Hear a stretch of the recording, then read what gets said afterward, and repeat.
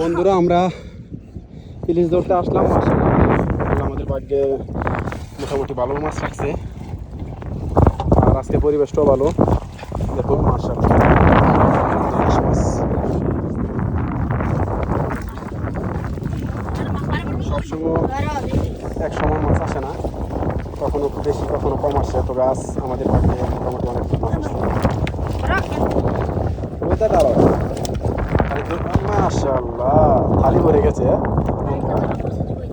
এরকম টাটকা জীবিত ইলিশ দেখতে চাইলে অবশ্যই আমার পেজটা ফলো দিয়ে রাখবেন, তাহলে আর বেশি বেশি কমেন্ট করবেন আমার মাছগুলো দেখতে কীরকম, তাহলে